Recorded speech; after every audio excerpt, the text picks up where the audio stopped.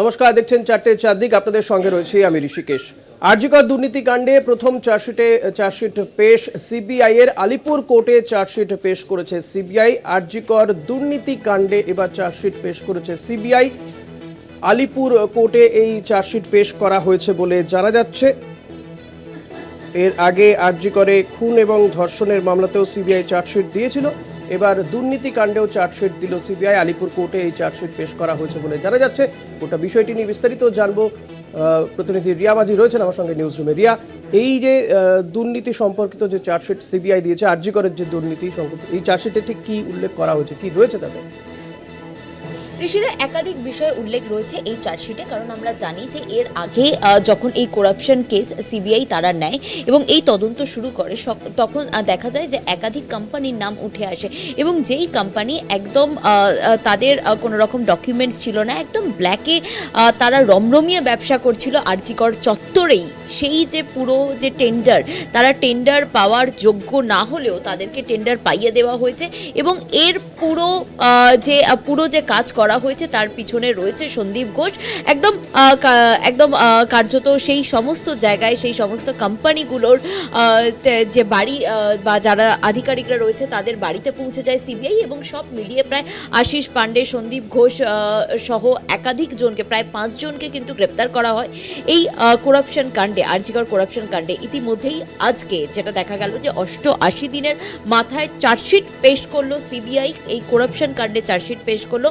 সেখানে নাম রয়েছে এই সন্দীপ ঘোষ, যেমন এক্স প্রিন্সিপাল আরজিকরের, তার যেমন নাম রয়েছে, পাশাপাশি তার আরও ঘনিষ্ঠদের নাম রয়েছে, অর্থাৎ যাদেরকে ইতিমধ্যেই গ্রেপ্তার করা হয়েছে তাদের নাম রয়েছে বলে এমনটাই সিবিআই সূত্রে জানা যাচ্ছে।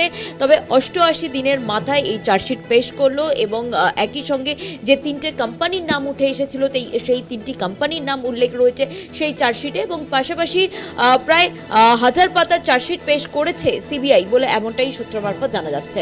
রিয়া, যাদেরকে এখনো পর্যন্ত এই আরজিকরের দুর্নীতি মামলাতে গ্রেপ্তার করেছে সিবিআই, চার্জশিটে কি তাদেরই নাম রয়েছে নাকি এর বাইরেও আরো কারো নাম রয়েছে যাদেরকে সিবিআই এখনো গ্রেপ্তার করেনি বা করতে পারেনি?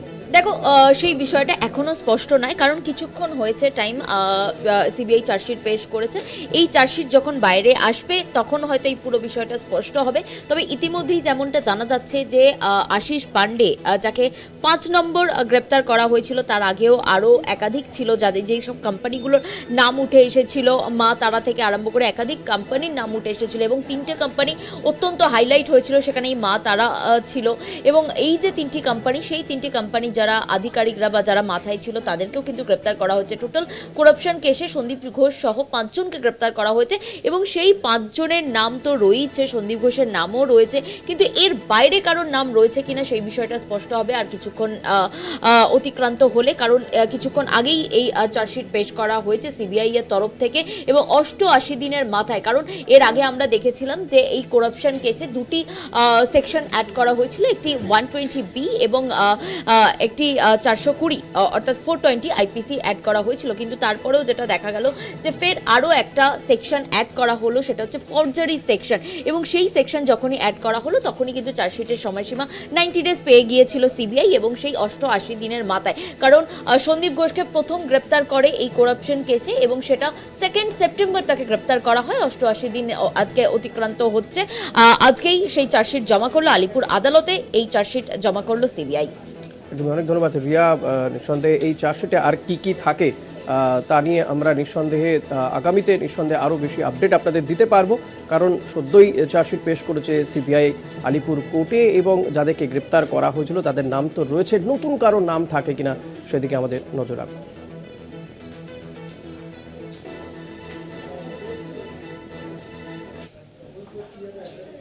কুন্তল ঘোষের জেল মুক্তি, সুপ্রিম কোর্ট থেকে শর্ত সাপেক্ষে জামিন পেলেন কুন্তল ঘোষ। নিয়োগ দুর্নীতি মামলাতে তাকে গ্রেপ্তার করেছিল, এর আগে ইডির মামলাতে তিনি জামিন পেয়ে গিয়েছিলেন, এবার সিবিআই মামলাতেও কিন্তু জামিন পেয়ে গেলেন কুন্তল ঘোষ। নিয়োগ দুর্নীতি কাণ্ডে তাকে গ্রেপ্তার করা হয়েছিল, সুপ্রিম কোর্ট তাকে শর্ত সাপেক্ষে জামিন দিল বলে জানা যাচ্ছে।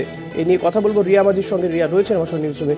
রিয়া, শর্ত সাপেক্ষে জামিন দেওয়া হয়েছে সুপ্রিম কোর্টে কুন্তল ঘোষকে। কুন্তল, এই কি শর্ত তার উপর রাখলো সুপ্রিম কোর্ট? কোন কোন শর্তে জামিন মঞ্জুর হলো? এর আগেই আমরা দেখেছিলাম প্রায় আগের সপ্তাহ নাগাদ যে কুন্তল ঘোষ জামিন পেয়েছেন সুপ্রিম কোর্ট থেকে, সেটা ইডির মামলায় তাকে জামিন দেওয়া হয়েছিল। এবার সিবিআই মামলায় তাকে জামিন দেওয়া হলো। আজকেই সুপ্রিম কোর্টের সেই আবেদন, সুপ্রিম কোর্টে কুন্তল ঘোষের যে আইনজীবী যে আবেদন করেছিল এবং বেল হিয়ারিং দীর্ঘদিন ধরে চলছিল, সেই আবেদনই আজ মঞ্জুর করে দিল অ্যাপেক্স কোর্ট। এবং সেই জায়গা থেকে তোমাকে জানিয়ে রাখবো যে একাধিক শর্তমাবলী আমরা আগেও দেখেছি এবং আজকেও যে শর্তমাবলীগুলো দেওয়া হয়েছে সেখানে স্পষ্টত বলা হয়েছে যে পিএমএলএ কোর্টে পাসপোর্ট জমা দিতে হবে। রিলিজের 48 ঘন্টার মধ্যে সেই পাসপোর্ট তাকে জমা রাখতে পারবে, অর্থাৎ পাসপোর্ট জমা রাখলে বাইরে কোথায় আউটস্টেশন কোথাও যেতে পারবে না কুন্তল ঘোষ। এবং একই সঙ্গে কোর্টের পারমিশন ছাড়া কোথাও যেতে পারবে না, সেটা লোয়ার কোর্টের পারমিশন ছাড়া সে কোথাও যেতে পারবে না, এভিডেন্স ট্যাম্পার করতে পারবে না এবং একই সঙ্গে সাক্ষীকে প্রভাবিত করতে পারবে না, phone number email ID change করতে পারবে না। যদি প্রয়োজনে চেঞ্জ করতে তাকে হয় সেক্ষেত্রে আইওর নলেজে দিয়েই কিন্তু পুরো বিষয়টা তাকে সম্পন্ন করতে হবে বলে এমনটাই নির্দেশ রয়েছে। এবং একই সঙ্গে কলকাতা পুলিশের জুরিসডিকশন থাকতে হবে তাকে, এবং যদি তার জুরিসডিকশন অন্য কোথাও হয়, তার বাড়ির এলাকা, সেই এলাকা ছেড়ে যদি সে বেরোতে চায় সেক্ষেত্রে কিন্তু তাকে আইওকে জানাতে হবে। এবং তার যে গতি, তার যে মুভমেন্ট যেটা বলা চলে, সমস্তটাই কিন্তু আইওকে জানিয়েই তাকে করতে হবে। সেটা ইডি এবং সিবিআই বোথ সাইডের আইওকে জানিয়েই কিন্তু তার মুভমেন্ট করতে হবে বলে এমনটাই কিন্তু সুপ্রিম কোর্টের তরফ থেকে এই যে শর্তমাবলীগুলো দেওয়া হয়েছে। সেক্ষেত্রে রিয়া, কুন্তল ঘোষ আজকেই কি তার জেল মুক্তি হবে, আজ বা আগামীকালের মধ্যে? দেখো, সেটা কিন্তু এখনো স্পষ্ট নয়, কারণ হচ্ছে যে এই দুটি কেসে তার জামিন হয়ে গেছে। সেক্ষেত্রে কিন্তু কুন্তল ঘোষ সে জামিন পেয়ে গেছে ইডি এবং সিবিআই কেসে। জেল থেকে বেরিয়ে যাওয়াই এটাই কিন্তু নিয়ম বলে, এটাই হয়। কিন্তু ইতিমধ্যেই এই যেই কেসে তাকে সিবিআই বা ইডি গ্রেপ্তার করেছে, যেখানে বারবার বলা হয়েছিল যে ইডি বা সিবিআই এর দিক থেকে বারবার সাবমিশনে বলা হয়েছিল যে এই কুন্তল ঘোষ একটা ইম্পর্টেন্ট রোল প্লে করেছে, সেটা হচ্ছে এই এসএসসি দুর্নীতি মামলায়। এই যে রিক্রুটমেন্ট স্ক্যাম, তাতে কুন্তল কেন গুরুত্বপূর্ণ রোল প্লে করেছে, কারণ যেখানে পার্থ চট্টোপাধ্যায় তার কাছে সমস্ত বিষয় পৌঁছে দেওয়ার জন্য ব্রিজের মতো কাজ করেছে, মিডলম্যানের মতো কাজ করেছে এই কুন্তল ঘোষ। সেই জায়গা থেকে দাঁড়িয়ে যেটা দেখা যাচ্ছে যে কুন্তল ঘোষের যে এই জামিন, সেটা কিন্তু অত্যন্ত গুরুত্বপূর্ণ। কারণ কিছুদিন আগেই আমরা দেখেছি যে ঠিক এই মামলাতেই কিন্তু আরো দুজনকে সোন অ্যারেস্ট করেছে সিবিআই। সেটা হচ্ছে যে কালীঘাটের কাকু অর্থাৎ সুজয় কৃষ্ণ ভদ্র এবং একই সঙ্গে শান্তনু ভট্টাচার্য।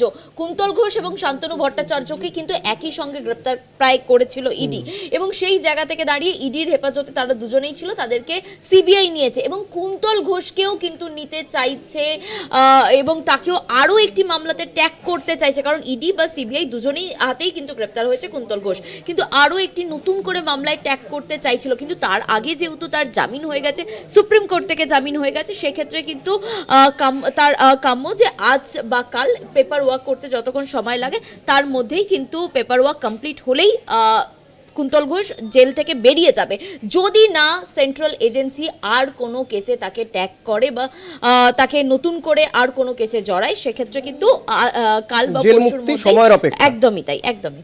ধন্যবাদ রিয়া। কথা বলছিলাম প্রতিনিধি রিয়া মাঝির সঙ্গে। কুন্তল ঘোষ নিয়োগ দুর্নীতি কাণ্ডে তিনিও জামিন পেয়ে গেলেন সুপ্রিম কোর্ট থেকে। সিবিআইয়ের যে মামলা, সেই মামলা থেকে তিনি জামিন পেয়ে গেলেন।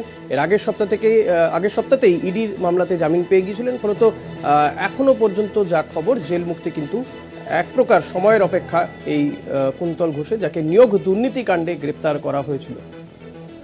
এ নিয়ে বিরোধী রাজনৈতিক দলের নেতা নেত্রীরা কি বলছেন শুনব। যদি সঠিকভাবে তদন্ত না করতেন তাহলে তো মামলা খারিজ করে দেওয়া হতো। হ্যাঁ, জামিন পাওয়াটা বিচার প্রক্রিয়ার একটা স্বাভাবিক ব্যবস্থা। হ্যাঁ, জামিন পাওয়াটাই স্বাভাবিক, না জামিন হওয়াটা অস্বাভাবিক।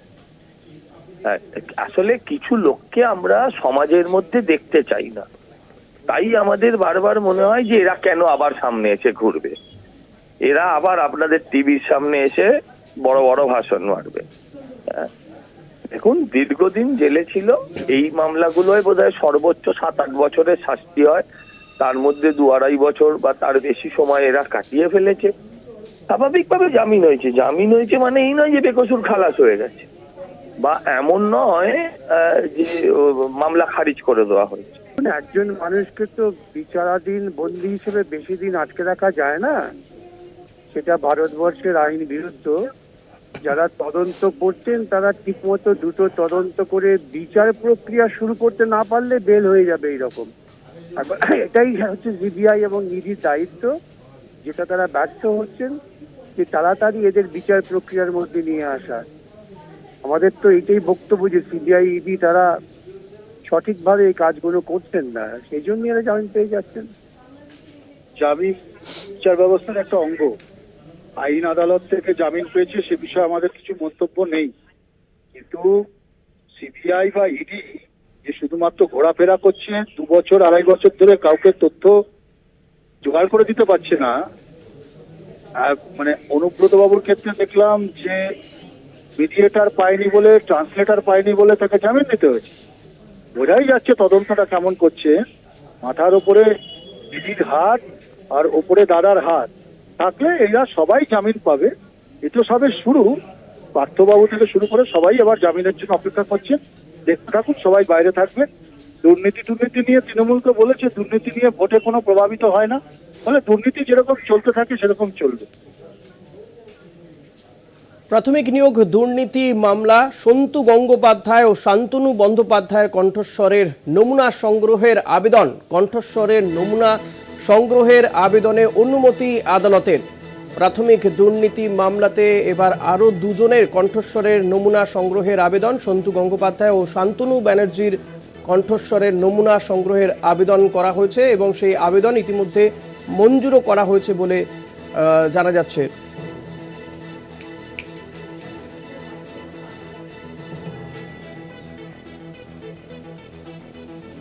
প্রাথমিক নিয়োগ দুর্নীতি মামলাতে আরও 2 জনের কণ্ঠস্বরের নমুনা সংগ্রহ করতে চায় তদন্তকারী আধিকারিকরা, সন্তু গঙ্গোপাধ্যায় ও শান্তনু ব্যানার্জির। এই নিয়ে কথা বলবো, রিয়া মাঝি রয়েছে আমার সঙ্গে।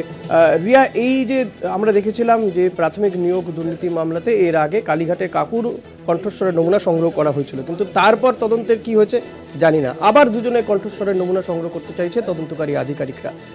কেন? দেখো, এর আগে আমরা দেখেছিলাম যে কালীঘাটের কাকুর যখন এই কণ্ঠস্বর নমুনা তারা সংগ্রহ করতে চাইছিল, সেটা কিন্তু নিয়ে অত্যন্ত জলঘোলা হয়েছিল। কখনো তিনি অসুস্থ হয়ে গেছিলেন, তার নমুনা সংগ্রহ করতে একাধিকবার সিবিআই বাধা পেয়েছিল বা ইডি বাধা পেয়েছিল। কিন্তু এখন যেটা দেখা যাচ্ছে, কয়েকদিন আগেই, যেটা আমি কিছুক্ষণ আগেও বলছিলাম যে কুন্তল ঘোষের এই খবরের সময়, যে ইতিমধ্যেই কিন্তু এই যে রিক্রুটমেন্ট স্ক্যাম, এই কেসটা নিয়ে কিন্তু রীতিমতো তৎপর হয়ে উঠেছে সিবিআই। এবং সেই কারণের জন্যই কিন্তু দেখা যাচ্ছে সেন্ট্রাল এজেন্সি তারা শান্তনু বন্দ্যোপাধ্যায়কে ফের শোন অ্যারেস্ট করেছে এবং কালীঘাটের কাকুকেও শোন অ্যারেস্ট করেছে, এবং তার সঙ্গে সঙ্গে নতুন গ্রেপ্তার করেছে, সেটা হচ্ছে সন্তু গঙ্গোপাধ্যায়, যে কিনা পার্থ চট্টোপাধ্যায়ের ক্লোজড অ্যাসোসিয়েট বলে এমনটাই দাবি করেছে কোর্টে সিবিআই। এবং সেই জায়গা থেকে দাঁড়িয়ে এবার এই সন্তু গঙ্গোপাধ্যায় এবং শান্তনু ব্যানার্জি, এই 2 জনের কণ্ঠস্বর সেই নমুনা সংগ্রহ করে সেটা কিন্তু টেস্ট করাতে চায়, এবং যেই এভিডেন্স ইতিমধ্যেই এসে উপস্থিত হয়েছে সেন্ট্রাল এজেন্সির হাতে, সেই কণ্ঠস্বর স্পষ্ট তারা করতে চায় যে এই কণ্ঠস্বর সন্তু গঙ্গোপাধ্যায় বা এই শান্তনু গঙ্গোপাধ্যায়, এদের 2 জনেরই কিনা এই বিষয়টাই কিন্তু শান্তনু ব্যানার্জি এবং সন্তু গঙ্গোপাধ্যায়, এদের 2 জনেরই কিনা সেই বিষয়টাই এবার স্পষ্ট করাতে চায়। এবং সেই কারণের জন্যই আজকে সিবিআই এর তরফ থেকে এই আবেদন জানানো হয় ব্যাংশাল আদালতে, এবং সেই যে আবেদন তাদের, সেই আবেদন ইতিমধ্যেই মঞ্জুর করে দিয়েছে ব্যাংশাল আদালত, অর্থাৎ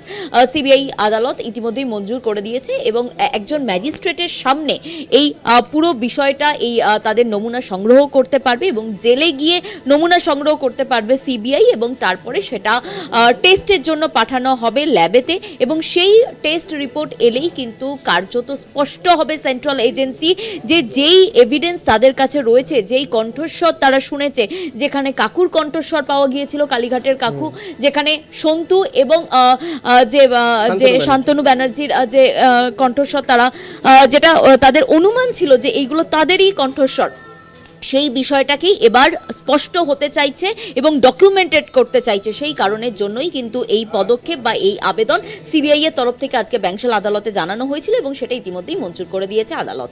ধন্যবাদ রিয়া। কথা বলছিলাম প্রতিনিধি রিয়া মাঝির সঙ্গে, এবং রিয়া যেমনটা জানালো যে সন্তু গঙ্গোপাধ্যায় এবং শান্তনু ব্যানার্জি প্রাথমিক নিয়োগ দুর্নীতি মামলাতে এবার এই দুজনের কণ্ঠস্বরের নমুনা নিতে চায়, সংগ্রহ করতে চায় তদন্তকারী সংস্থা, এবং ইতিমধ্যে তারা আদালতে জানিয়েছে সে আবেদন মঞ্জুরও হয়েছে।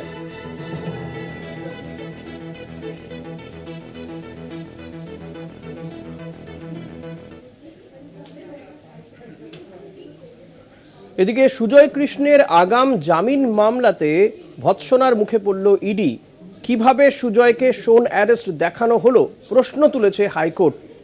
তাদের আরও প্রশ্ন, গুরুত্বপূর্ণ মামলার তদন্তে এত কেন দেরি হচ্ছে, এরকমই একাধিক প্রশ্ন তুলেছে বলে জানা যাচ্ছে হাইকোর্ট আজকে। এবং এই সুজয় কৃষ্ণ ভদ্র বা কালীঘাটের কাকু, তাকে যে আগাম জামিন তার যে মামলা, সেই মামলাতে হাইকোর্টে ভৎসনার মুখে এনফোর্সমেন্ট ডিরেক্টরেট।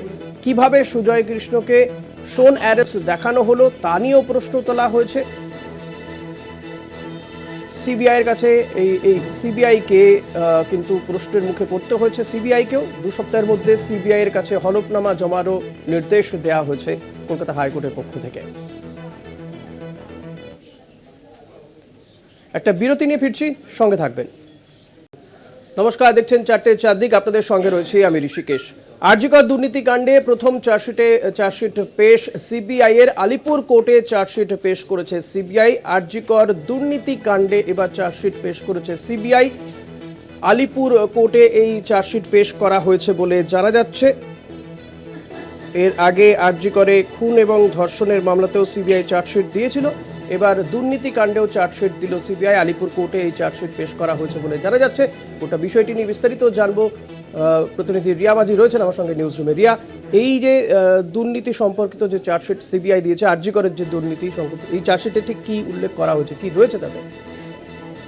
ঋষিদের একাধিক বিষয়ে উল্লেখ রয়েছে এই চার্জশিটে, কারণ আমরা জানি যে এর আগে যখন এই করাপশন কেস সিবিআই তারা নেয় এবং এই তদন্ত শুরু করে, তখন দেখা যায় যে একাধিক কোম্পানির নাম উঠে আসে, এবং যেই কোম্পানি একদম তাদের কোনো রকম ডকুমেন্টস ছিল না, একদম ব্ল্যাকে তারা রমরমিয়ে ব্যবসা করছিল আরজিকর চত্বরেই, সেই যে পুরো যে টেন্ডার, তারা টেন্ডার পাওয়ার যোগ্য না হলেও তাদেরকে টেন্ডার পাইয়ে দেওয়া হয়েছে, এবং এর পুরো যে কাজ করা হয়েছে তার পিছনে রয়েছে সন্দীপ ঘোষ।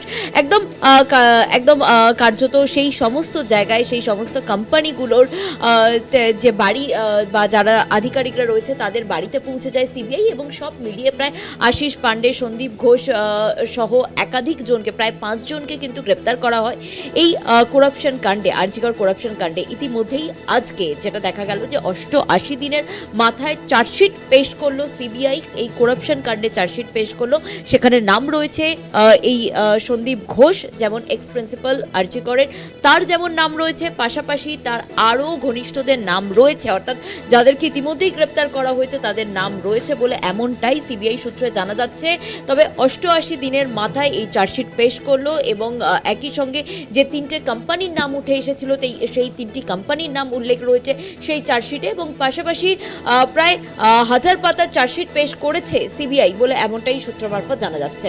রিয়া, যাদেরকে এখনো পর্যন্ত এই আরজিকরের দুর্নীতি মামলাতে গ্রেপ্তার করেছে সিবিআই, চার্জশিটে কি তাদেরই নাম রয়েছে, নাকি এর বাইরেও আরো কারো নাম রয়েছে যাদেরকে সিবিআই এখনো গ্রেপ্তার করেনি বা করতে পারেনি?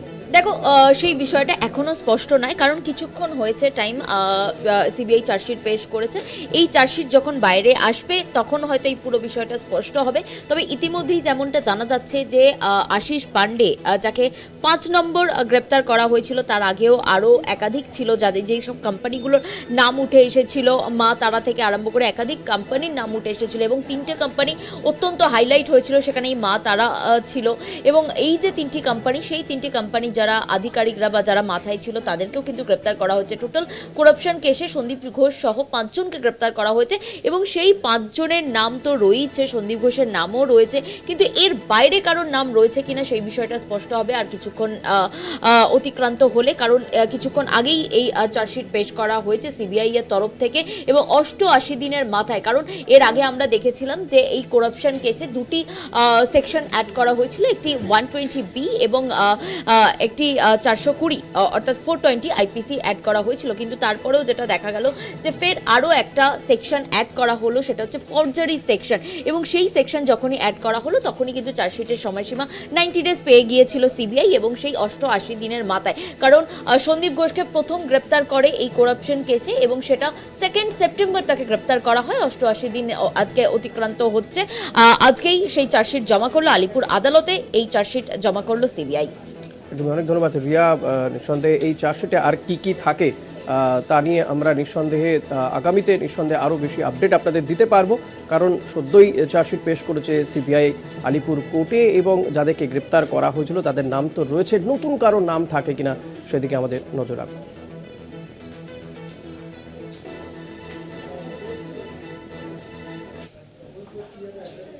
কুন্তল ঘোষের জেল মুক্তি, সুপ্রিম কোর্ট থেকে শর্ত সাপেক্ষে জামিন পেলেন কুন্তল ঘোষ। নিয়োগ দুর্নীতি মামলাতে তাকে গ্রেপ্তার করেছিল, এর আগে ইডির মামলাতে তিনি জামিন পেয়ে গিয়েছিলেন, এবার সিবিআই মামলাতেও কিন্তু জামিন পেয়ে গেলেন কুন্তল ঘোষ। নিয়োগ দুর্নীতি কাণ্ডে তাকে গ্রেপ্তার করা হয়েছিল, সুপ্রিম কোর্ট তাকে শর্ত সাপেক্ষে জামিন দিল বলে জানা যাচ্ছে। এই নিয়ে কথা বলবো রিয়া মাঝির সঙ্গে। রিয়া রয়েছেন আমার সঙ্গে নিউজরুমে। রিয়া, শর্ত সাপেক্ষে জামিন দেওয়া হয়েছে সুপ্রিম কোর্টে কুন্তল ঘোষকে। কুন্তল এই কি শর্ত তার উপরে রাখলো সুপ্রিম কোর্ট, কোন কোন শর্তে জামিন মঞ্জুর হলো? এর আগেই আমরা দেখেছিলাম প্রায় আগের সপ্তাহ নাগাদ যে কুন্তল ঘোষ জামিন পেয়েছেন সুপ্রিম কোর্ট থেকে, সেটা ইডির মামলায় তাকে জামিন দেওয়া হয়েছিল। এবার সিবিআই মামলায় তাকে জামিন দেওয়া হলো। আজকেই সুপ্রিম কোর্টের সেই আবেদন, সুপ্রিম কোর্টে কুন্তল ঘোষের যে আইনজীবী যে আবেদন করেছিল, বেল হিয়ারিং দীর্ঘদিন ধরে চলছিল, সেই আবেদনই আজ মঞ্জুর করে দিল অ্যাপেক্স কোর্ট। এবং সেই জায়গা থেকে তোমাকে জানিয়ে রাখবো যে একাধিক শর্তমাবলী আমরা আগেও দেখেছি এবং আজকেও যে শর্তমাবলীগুলো দেওয়া হয়েছে সেখানে স্পষ্টত বলা হয়েছে যে পিএমএলএ কোর্টে পাসপোর্ট জমা দিতে হবে, রিলিজের 48 ঘন্টার মধ্যে সেই পাসপোর্ট তাকে জমা রাখতে পারবে, অর্থাৎ পাসপোর্ট জমা রাখলে বাইরে কোথায় আউটস্টেশন কোথাও যেতে পারবে না কুন্তল ঘোষ, এবং একই সঙ্গে কোর্টের পারমিশন ছাড়া কোথাও যেতে পারবে না, সেটা লোয়ার কোর্টের পারমিশন ছাড়া সে কোথাও যেতে পারবে না, এভিডেন্স ট্যাম্পার করতে পারবে না এবং একই সঙ্গে সাক্ষীকে প্রভাবিত করতে পারবে না, phone number email ID change করতে পারবে না, যদি প্রয়োজনে চেঞ্জ করতে তাকে হয় সেক্ষেত্রে আইওর নলেজে দিয়েই কিন্তু পুরো বিষয়টা তাকে সম্পন্ন করতে হবে বলে এমনটাই নির্দেশ রয়েছে। এবং একই সঙ্গে কলকাতা পুলিশের জুরিসডিকশন থাকতে হবে তাকে, এবং যদি তার জুরিসডিকশন অন্য কোথাও হয়, তার বাড়ির এলাকা, সেই এলাকা ছেড়ে যদি সে বেরোতে চায় সেক্ষেত্রে কিন্তু তাকে আইওকে জানাতে হবে। এবং তার যে গতি, তার যে মুভমেন্ট যেটা বলা চলে, সমস্তটাই কিন্তু আইওকে জানিয়েই তাকে করতে হবে, সেটা ইডি এবং সিবিআই বোথ সাইডের আইওকে জানিয়েই কিন্তু তার মুভমেন্ট করতে হবে বলে এমনটাই কিন্তু সুপ্রিম কোর্টের তরফ থেকে এই যে শর্তমাবলীগুলো দেওয়া হয়েছে। সেক্ষেত্রে রিয়া, কুন্তল ঘোষ আজকেই কি তার জেল মুক্তি হবে, আজ বা আগামীকালের মধ্যে? দেখো, সেটা কিন্তু এখনো স্পষ্ট নয়, কারণ হচ্ছে যে এই দুটি কেসে তার জামিন হয়ে গেছে, সেক্ষেত্রে কিন্তু কুন্তল ঘোষ সে জামিন পেয়ে গেছে ইডি এবং সিবিআই কেসে, জেল থেকে বেরিয়ে যাওয়াই এটাই কিন্তু নিয়ম বলে, এটাই হয়। কিন্তু ইতিমধ্যেই এই যেই কেসে তাকে সিবিআই বা ইডি গ্রেপ্তার করেছে, যেখানে বারবার বলা হয়েছিল যে ইডি বা সিবিআই এর দিক থেকে বারবার সাবমিশনে বলা হয়েছিল যে এই কুন্তল ঘোষ একটা ইম্পর্টেন্ট রোল প্লে করেছে, সেটা হচ্ছে এই এসএসসি দুর্নীতি মামলায়, এই যে রিক্রুটমেন্ট স্ক্যাম, তাতে কুন্তল কেন গুরুত্বপূর্ণ রোল প্লে করেছে, কারণ যেখানে পার্থ চট্টোপাধ্যায় তার কাছে সমস্ত বিষয় পৌঁছে দেওয়ার জন্য ব্রিজের মতো কাজ করেছে, মিডলম্যানের মতো কাজ করেছে এই কুন্তল ঘোষ। সেই জায়গা থেকে দাঁড়িয়ে যেটা দেখা যাচ্ছে যে কুন্তল ঘোষের যে এই জামিন, সেটা কিন্তু অত্যন্ত গুরুত্বপূর্ণ, কারণ কিছুদিন আগেই আমরা দেখেছি যে ঠিক এই মামলাতেই কিন্তু আরো দুজনকে সোন অ্যারেস্ট করেছে সিবিআই, সেটা হচ্ছে যে কালীঘাটের কাকু অর্থাৎ সুজয় কৃষ্ণ ভদ্র এবং একই সঙ্গে শান্তনু ভট্টাচার্য। কুন্তল ঘোষ এবং শান্তনু ভট্টাচার্যকে কিন্তু একই সঙ্গে গ্রেপ্তার প্রায় করেছিল ইডি, এবং সেই জায়গা থেকে দাঁড়িয়ে ইডির হেফাজতে তারা দুজনেই ছিল, তাদেরকে সিবিআই নিয়েছে এবং কুন্তল ঘোষকেও কিন্তু নিতে চাইছে এবং তাকেও আরো একটি মামলাতে ট্যাগ করতে চাইছে, কারণ ইডি বা সিবিআই দুজনেই হাতেই কিন্তু গ্রেপ্তার হয়েছে কুন্তল ঘোষ। কিন্তু আরও একটি নতুন করে মামলায় ট্যাগ করতে চাইছিল, কিন্তু তার আগে যেহেতু তার জামিন হয়ে গেছে, সুপ্রিম কোর্ট থেকে জামিন হয়ে গেছে, সেক্ষেত্রে কিন্তু তার কাম্য যে আজ বা কাল পেপার ওয়ার্ক করতে যতক্ষণ সময় লাগে তার মধ্যেই কিন্তু পেপার ওয়ার্ক কমপ্লিট হলেই কুন্তল ঘোষ জেল থেকে বেরিয়ে যাবে, যদি না সেন্ট্রাল এজেন্সি আর কোনো কেসে তাকে ট্যাগ করে বা তাকে নতুন করে আর কোনো কেসে জড়ায়, সেক্ষেত্রে কিন্তু কাল বা জেল পরশুর মুক্তি মধ্যে সময়ের অপেক্ষা। একদমই তাই, একদমই। ধন্যবাদ রিয়া। কথা বলছিলাম প্রতিনিধি রিয়া মাঝির সঙ্গে। কুন্তল ঘোষ নিয়োগ দুর্নীতি কাণ্ডে তিনিও জামিন পেয়ে গেলেন সুপ্রিম কোর্ট থেকে। সিবিআইয়ের যে মামলা, সেই মামলা থেকে তিনি জামিন পেয়ে গেলেন। এর আগের সপ্তাহতেই ইডির মামলাতে জামিন পেয়ে গিয়েছিলেন। ফলত এখনো পর্যন্ত যা খবর, জেল মুক্তি কিন্তু এক প্রকার সময়ের অপেক্ষা এই কুন্তল ঘোষে, যাকে নিয়োগ দুর্নীতি কাণ্ডে গ্রেপ্তার করা হয়েছিল। এ নিয়ে বিরোধী রাজনৈতিক দলের নেতা নেত্রীরা কি বলছেন শুনবো।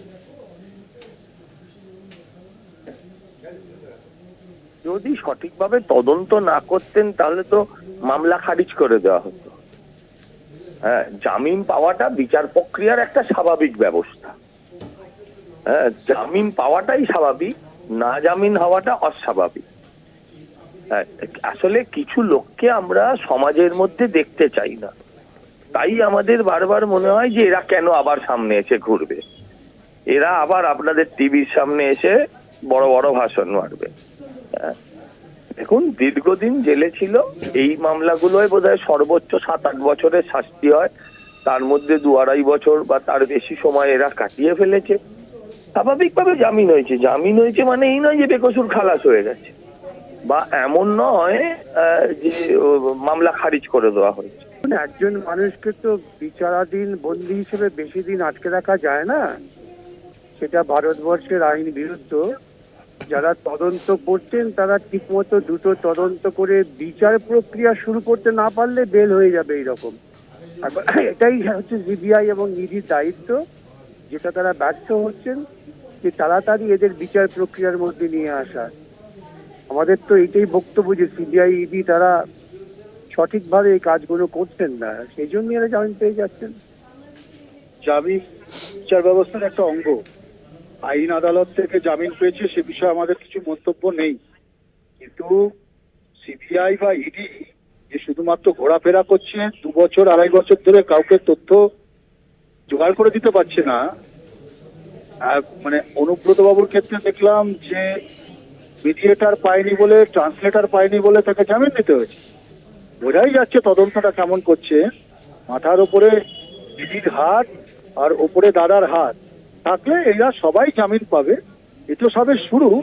পার্থবাবু থেকে শুরু করে সবাই এবার জামিনের জন্য অপেক্ষা করছে। দেখতে থাকুন, সবাই বাইরে থাকবে। দুর্নীতি নিয়ে তৃণমূলকে বলেছে দুর্নীতি নিয়ে ভোটে কোনো প্রভাবিত হয় না, ফলে দুর্নীতি যেরকম চলতে থাকে সেরকম চলবে। প্রাথমিক নিয়োগ দুর্নীতি মামলা, সন্তু গঙ্গোপাধ্যায় ও শান্তনু বন্দ্যোপাধ্যায়ের কণ্ঠস্বরের নমুনা সংগ্রহের আবেদন। কণ্ঠস্বরের নমুনা সংগ্রহের আবেদনে অনুমতি আদালতের। প্রাথমিক দুর্নীতি মামলাতে এবার আরও 2 জনের কণ্ঠস্বরের নমুনা সংগ্রহের আবেদন। সন্তু গঙ্গোপাধ্যায় ও শান্তনু ব্যানার্জির কণ্ঠস্বরের নমুনা সংগ্রহের আবেদন করা হয়েছে এবং সেই আবেদন ইতিমধ্যে মঞ্জুরও করা হয়েছে বলে জানা যাচ্ছে।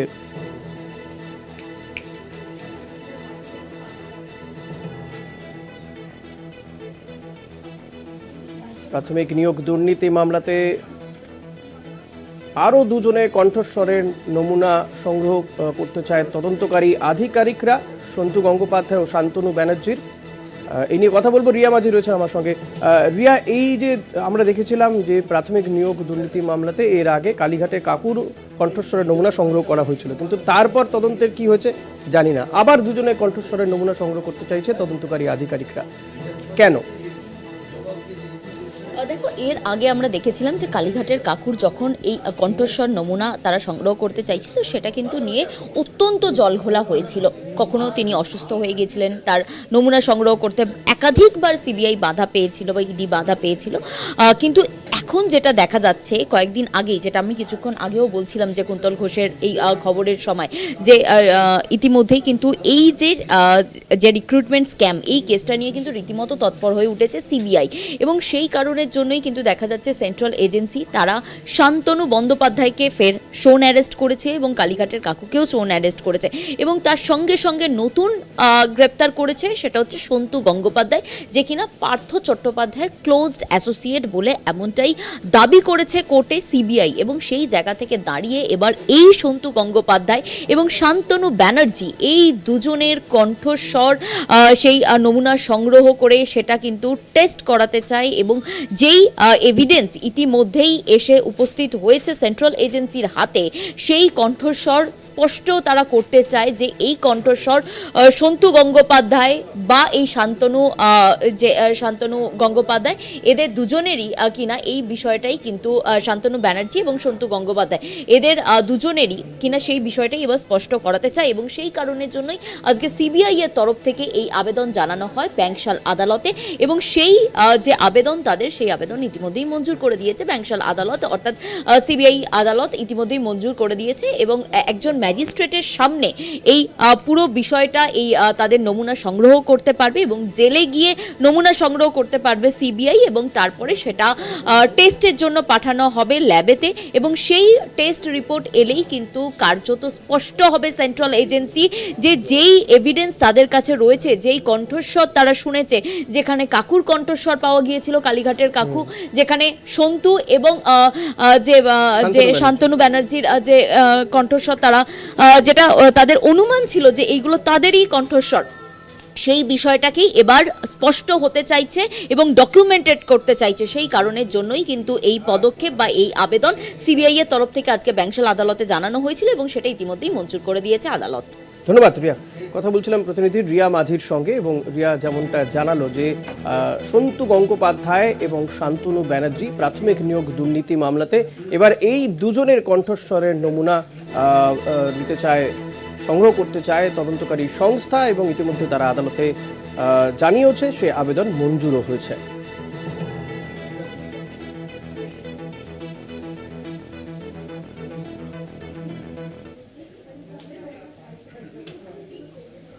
এদিকে সুজয় কৃষ্ণের আগাম জামিন মামলাতে ভৎসনার মুখে পড়ল ইডি। কিভাবে সুজয়কে শোন অ্যারেস্ট দেখানো হলো প্রশ্ন তুলেছে হাইকোর্ট। তাদের আরও প্রশ্ন, গুরুত্বপূর্ণ মামলার তদন্তে এত কেন দেরি হচ্ছে, এরকমই একাধিক প্রশ্ন তুলেছে বলে জানা যাচ্ছে হাইকোর্ট আজকে। এবং এই সুজয় কৃষ্ণ ভদ্র বা কালীঘাটের কাকু, তাকে যে আগাম জামিন, তার যে মামলা, সেই মামলাতে হাইকোর্টে ভৎসনার মুখে এনফোর্সমেন্ট ডিরেক্টরেট। কিভাবে সুজয় কৃষ্ণকে শোন অ্যারেস্ট দেখানো হলো তা নিয়েও প্রশ্ন তোলা হয়েছে সিবিআইয়ের কাছে। এই সিবিআইকে কিন্তু প্রশ্নের মুখে পড়তে হয়েছে সিবিআইকেও। 2 সপ্তাহের মধ্যে সিবিআইয়ের কাছে হলফনামা জমারও নির্দেশ দেওয়া হয়েছে কলকাতা হাইকোর্টের পক্ষ থেকে। একটা বিরতি নিয়ে ফিরছি, সঙ্গে থাকবেন। দলের শৃঙ্খলা ভঙ্গের অভিযোগে শোকজ হয়েছিলেন হুমায়ুন কবির। দলকে শোকজের জবাব দিলেন ভরতপুরের এই তৃণমূল বিধায়ক, এবং তিনি জবাব দেওয়ার পাশাপাশি আরও এক তৃণমূল নেতার বিরুদ্ধে তিনি সরব হয়েছেন, অর্থাৎ তাকে বারবার বারণ করা, সাবধান করা সত্ত্বেও কিন্তু তিনি একদিকে শোকজের জবাব দিচ্ছেন, কিন্তু আবারও এক তৃণমূল নেতা, এক্ষেত্রে কল্যাণ বন্দ্যোপাধ্যায়ের বিরুদ্ধে তিনি কিন্তু প্রশ্ন তুলে দিয়েছেন যে দল তার বিরুদ্ধে কেন ব্যবস্থা নিচ্ছে না।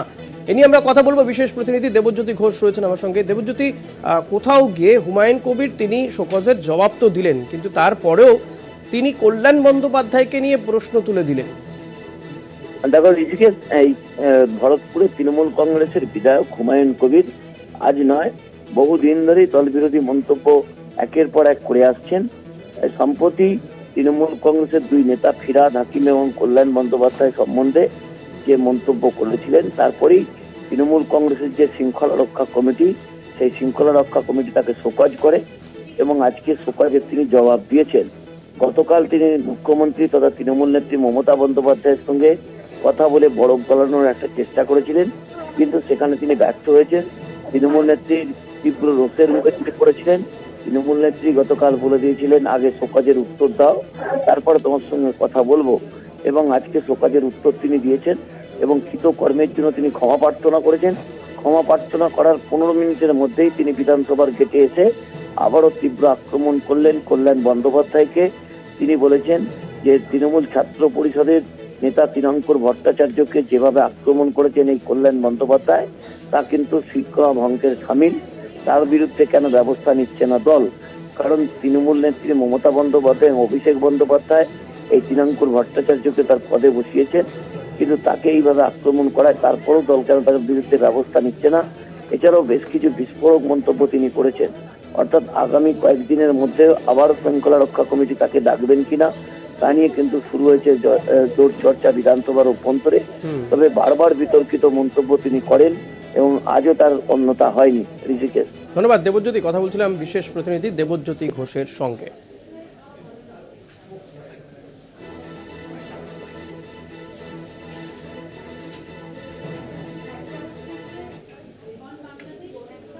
বিধানসভা অধিবেশনে বিজেপি বিধায়কদের ওয়াকআউট, হিন্দু ধর্মের ওপর আক্রমণ নিয়ে মুলতবি প্রস্তাব দেয় বিজেপির প্রস্তাব খারিজ করে দেন স্পিকার বিমান বন্দ্যোপাধ্যায়। এরপরই অধিবেশন কক্ষ থেকে ওয়াকআউট বিজেপি বিধায়কদের। হিন্দু ধর্মের ওপর আক্রমণ নিয়ে মুলতবি প্রস্তাব দেয় বিজেপি, যদিও বিজেপির প্রস্তাব খারিজ করে দেন স্পিকার বিমান বন্দ্যোপাধ্যায়। এরপরই অধিবেশন কক্ষ থেকে ওয়াকআউট করেন বিজেপির বিধায়করা। এ নিয়ে বিজেপি বিধায়ক অগ্নিমিত্রা পাল তিনি ঠিক কি বলেছেন শুনবো। আমার অবাক লাগে আমাদের মুখ্যমন্ত্রী, যিনি ওয়াকফ বিল নিয়ে 30 তারিখে সমাবেশ ডেকেছেন, যিনি আমরা শুনতে পাচ্ছি ওয়াকফ বিল নিয়ে প্রস্তাব আনছেন বিধানসভায়, আজকে হিন্দুদের যে কচুকাটা করা হচ্ছে সেটা নিয়ে তার কোনো প্রস্তাব আনা বা কোনো সমাবেশ করা সেটা নিয়ে তার মুখে কোনো স্টেটমেন্ট নেই। কিন্তু তার দ্বিচারিতা দেখুন যে তিনি কালকে ঝাড়খণ্ডে গিয়ে বলছেন যে মন্দির, মসজিদ, গির্জা, গুরুদুয়ারাতে সমান সম্মান দিতে হবে। আপনার মুখ থেকে অন্তত মুখ্যমন্ত্রী আমরা এটা শুনতে চাই না, আমরা শুনবো না। আপনি তোষণের রাজনীতি করেন, তুষ্টিকরণের রাজনীতি করেন। কালকে যদি ভারতীয় জনতা পার্টির কার্যকর্তারা বিশ্ব হিন্দু পরিষদের মিছিলে হেঁটে থাকে তাহলে আমি গর্ববোধ করি। তৃণমূল নেতা নির্মল ঘোষ তিনি ঠিক কি বলছেন। 325 বলা আছে যে কি কি করা যায়, সেটা ওরা করেছে। স্পিকার সেটাকে কষণ দিলেন। আমার কথা হচ্ছে তুমি করো না, প্রতিবাদ করো না দাঁড়িয়ে, কিন্তু তুমি প্ল্যাকার্ড নিয়ে বলবে, হিন্দু মুসলমান বলবে, ধর্মীয় উন্মাদনা সৃষ্টি করবে, to disobey everybody, that is not the democracy. সময় হয়ে গেছে আরো একটা বিরতির, ফিরছে বিরতির পর, সঙ্গে থাকবেন। বাংলাদেশের অবস্থা উদ্বেগজনক, সংখ্যালঘুরা আক্রান্ত, দায়িত্ব নিক বাংলাদেশের প্রশাসন। ভারতের পক্ষ থেকে এমনই বার্তা।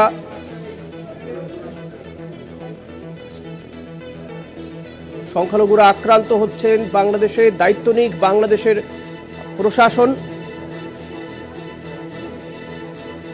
নাগরিক সুরক্ষার দায়িত্ব নিতে হবে প্রশাসনকে।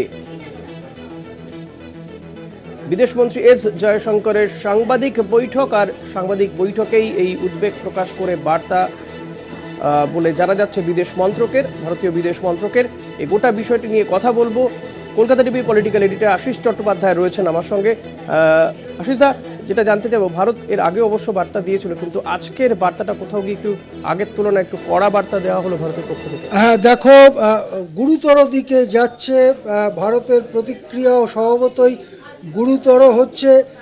যেটা আমরা কলকাতা টিভির দর্শকদের জানিয়ে রাখি, আজকে লোকসভায় একটি লিখিত প্রশ্নের জবাবে লিখিত উত্তর দিয়েছেন বিদেশমন্ত্রী এস জয়শঙ্কর, এবং সেখানে তিনি বলেছেন যে বাংলাদেশের পরিস্থিতি অত্যন্ত উদ্বেগজনক।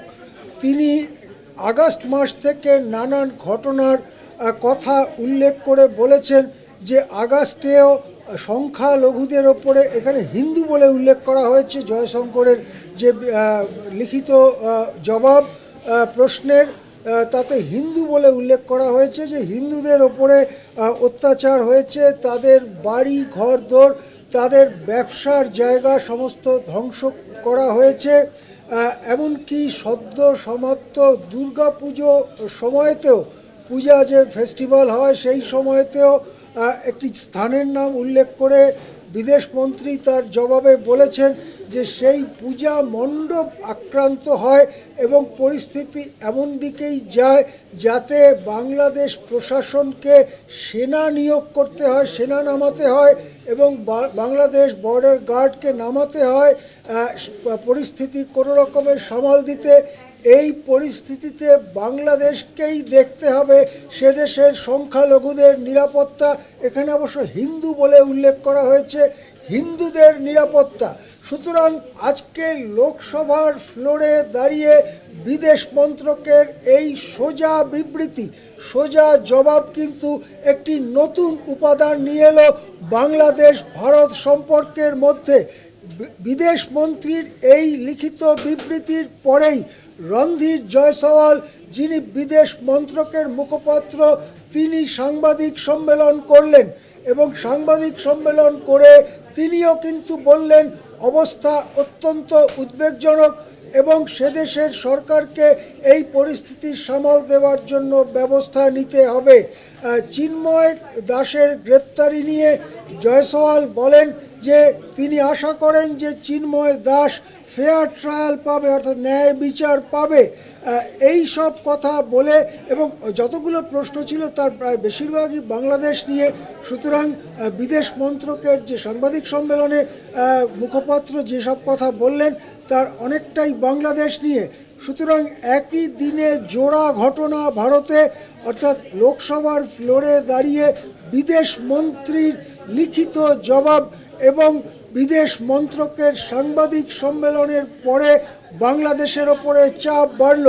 সকাল থেকে আমরা বাংলাদেশের পরিস্থিতি লক্ষ্য করে দেখছি, সেখানে পরিস্থিতি দ্রুত পট পরিবর্তন হচ্ছে। কালকে যখন বাংলাদেশের ইসকন বলেছিল এটা নিয়ে আসবো আমরা, তবে একবার শুনিয়ে দিই আমাদের দর্শকদের বিদেশ মন্ত্রকের মুখপাত্র রণধীর জয়সওয়াল তিনি ঠিক কি বলেছেন এ বিষয়ে দর্শকদের একবার শুনিয়ে দিই। India has consistently and strongly raised with the Bangladesh government the threats and targeted attacks on Hindus and other minorities. Our position on the matter is very clear. The interim government must live up to its responsibility of protecting all minorities. We are concerned at the surge of extremist rhetoric, increasing incidents of violence and provocation. These developments cannot be dismissed only as media exaggerations. We once again call upon Bangladesh to take all steps for the protection of minorities. রাত কাটতেই নতুন বার্তা ইসকনের, চিন্ময় কৃষ্ণকে নিয়ে অবস্থান বদল বাংলাদেশ ইসকনের। আগে বলা হয়েছিল চিন্ময়ের কোনো কাজের দায় ইসকন নেবে না। শুক্রবার বাংলাদেশ ইসকনের তরফে নতুন বিবৃতি জারি করা হয়েছে। তারা বলছেন যে তারা কি বলছেন একবার শোনাই।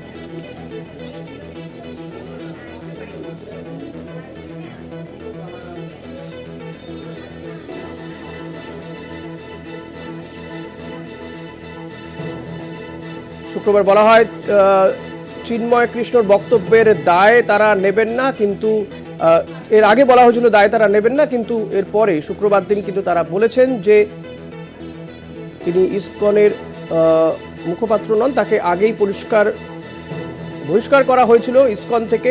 চিন্ময় দাস সহ 16 জনের ব্যাংক অ্যাকাউন্ট ফ্রিজ করল বাংলাদেশ সরকার। তবে বিবৃতি জারি করে আজকে কিন্তু তারা তাদের অবস্থান বদল করেছেন।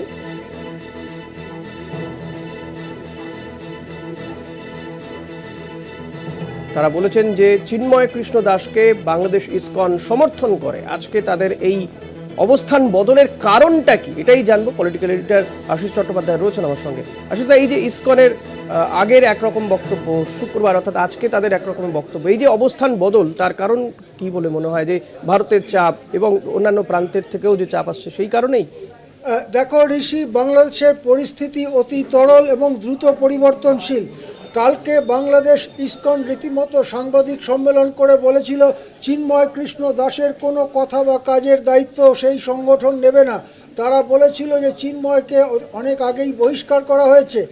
এক রাতের মধ্যে ভোল বদলে বা ইউটার্ন করে বাংলাদেশের ইসকন আজকে রীতিমতো বিবৃতি জারি করে জানিয়ে দেয় চিন্ময় কৃষ্ণ সহ অন্য যে কোনো সনাতনী সম্প্রদায় বা হিন্দু সম্প্রদায়ের নেতার কথা তারা সমর্থন করে, এবং চিন্ময় কৃষ্ণর সঙ্গে যে দূরত্ব রচনা করা হয়েছিল গতকাল তা আজকে রাতারাতি ঘুচিয়ে ফেলার চেষ্টা করা হয়।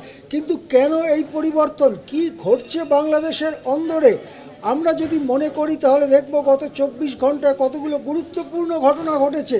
তার মধ্যে সবথেকে গুরুত্বপূর্ণ হচ্ছে বাংলাদেশের ক্ষমতাচ্যুত প্রধানমন্ত্রী শেখ হাসিনার বিবৃতি। এই বিবৃতি আমাদের কাছে আসে বৃহস্পতিবার বিকেলের দিকে। আওয়ামী লীগ সূত্রে যে বিবৃতি প্রকাশ করা হয় তাতে কিন্তু হাসিনা চিন্ময়ের মুক্তি দাবি করেছেন। চিন্ময়ের মুক্তি দাবি করে হাসিনা বাংলাদেশে যে ভায়োলেন্স চলছে, হিংসা চলছে, তা বন্ধের দাবি জানিয়েছেন বাংলাদেশ প্রশাসনের কাছে।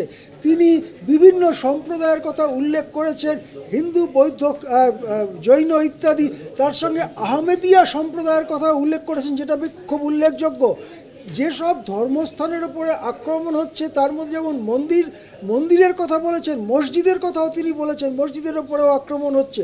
সব মিলিয়ে হাসিনার বক্তব্য বড়সড় চাপ তৈরি করে বাংলাদেশ পরিস্থিতির উপরে।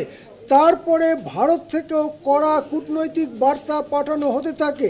এদিকে ভারতে বিভিন্ন জায়গায় চিন্ময়ের গ্রেপ্তারির বিরুদ্ধে প্রদর্শন, সমাবেশ, মিছিল ইত্যাদি হতে থাকে। কোথাও কোথাও কিছুটা উত্তেজক পরিস্থিতির সৃষ্টি হয়। এই সব কারণে বাংলাদেশ ইসকনের ওপরে প্রবল চাপ তৈরি হয় এবং তারা রাতারাতি ইউটার্ন নিয়ে আজকে বলতে থাকেন যে চিন্ময় কৃষ্ণর কথাকে, তার কাজকে ইসকন সমর্থন করে। আসলে গোটা বাংলাদেশে আজকে চিন্ময় কোনো বড় ইস্যু নয়, ইস্যুটা হচ্ছে সংখ্যালঘুরা আক্রান্ত। তাদের হয়ে যে কথা বলবে সেই সমস্ত সংখ্যালঘুর হয়ে কথা বলছে।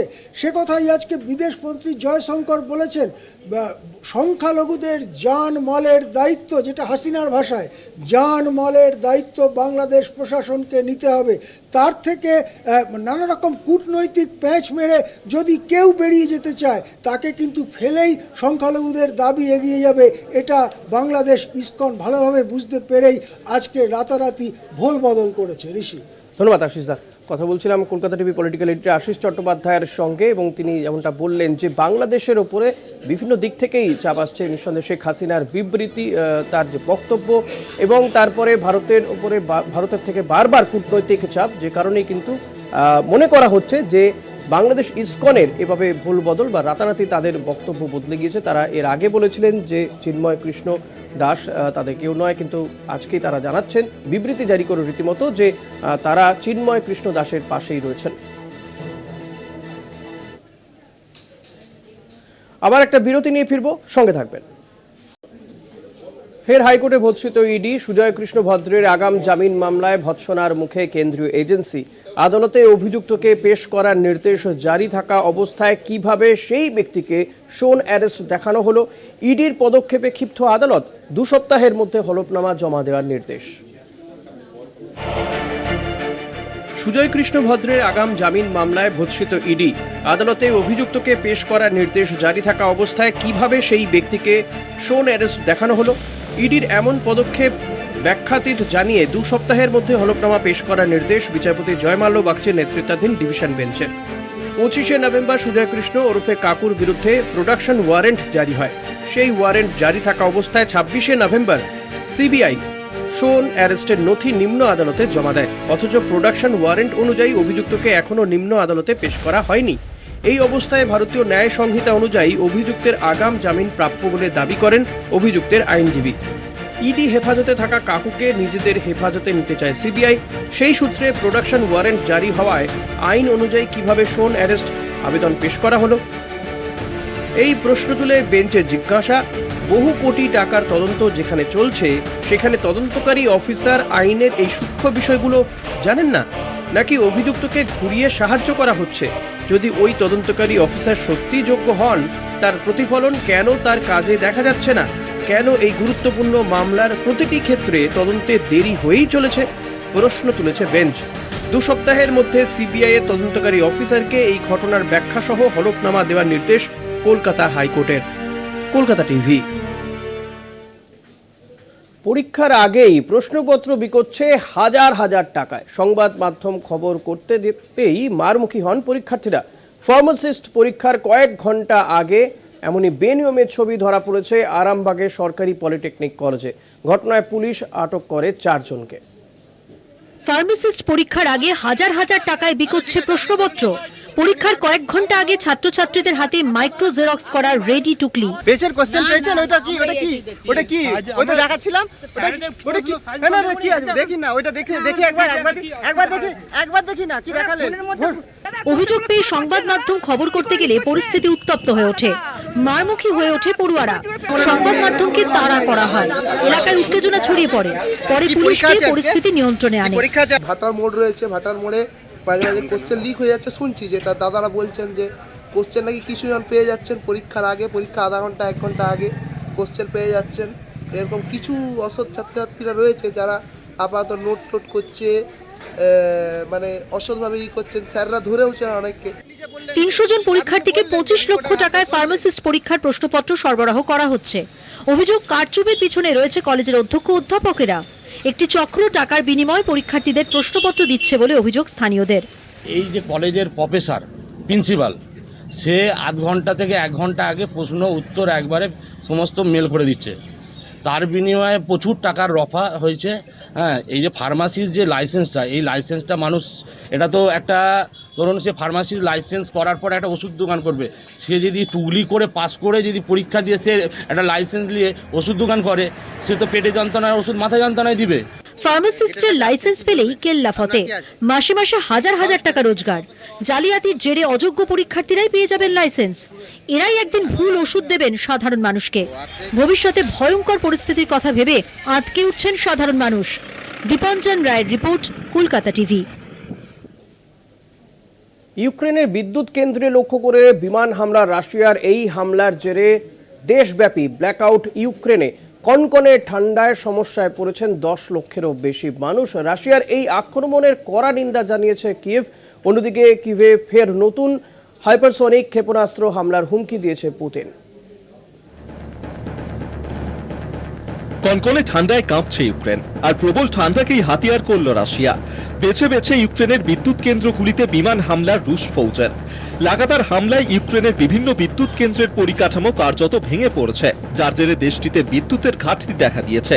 10 লক্ষেরও বেশি বাড়ি বিদ্যুৎ বিচ্ছিন্ন হয়ে পড়েছে। সমস্যায় পড়েছে সাধারণ মানুষ। সূত্রের খবর, বুধবার রাতে পশ্চিম ইউক্রেনের বিভিন্ন শহরে আছড়ে পড়ে প্রায় 200-র কাছাকাছি মিসাইল, যা আঘাত হানে বেশ কয়েকটি বিদ্যুৎ কেন্দ্রে। মুহূর্তের মধ্যে বিদ্যুৎ বিচ্ছিন্ন হয়ে পড়েন লক্ষ লক্ষ মানুষ। ক্ষতিগ্রস্ত হয়েছে কিয়েভের বিদ্যুৎ কেন্দ্র। জল সরবরাহ হচ্ছে না বেশ কিছু এলাকায়। আহত হয়েছেন কমপক্ষে 5 জন, যার মধ্যে ভিনিসিয়ায় 1 জন, ওডেসায় 2 জন এবং কিয়েভে 2 জন। যদিও ইউক্রেনীয় সেনার দাবি, আছড়ে পড়ার আগে বেশিরভাগ ক্ষেপণাস্ত্র ধ্বংস করে দেওয়া হয়। রাশিয়ার এই বেনজির হামলা নিয়ে ক্ষোভ প্রকাশ করেছেন ইউক্রেনের প্রেসিডেন্ট ভ্লাদিমির জেলেনস্কি। অন্যদিকে কিয়েভে ফের নতুন হাইপারসনিক ক্ষেপণাস্ত্র হামলার হুমকি দিয়েছে পুতিন। দেশটির নীতি নির্ধারণ কেন্দ্রের সঙ্গে জড়িত বিভিন্ন জায়গায় ওরেশনিক হাইপারসনিক ক্ষেপণাস্ত্র হামলা চালানোর হুমকি দিয়েছেন রুশ প্রেসিডেন্ট ভ্লাদিমির পুতিন।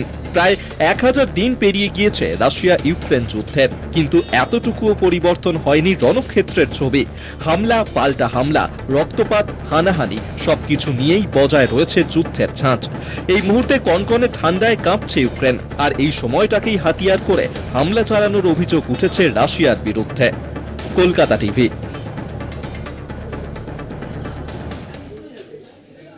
4টে 4 দিক আজ এই পর্যন্তই। দেখতে থাকুন কলকাতা টিভি, রাত দিন 7 দিন।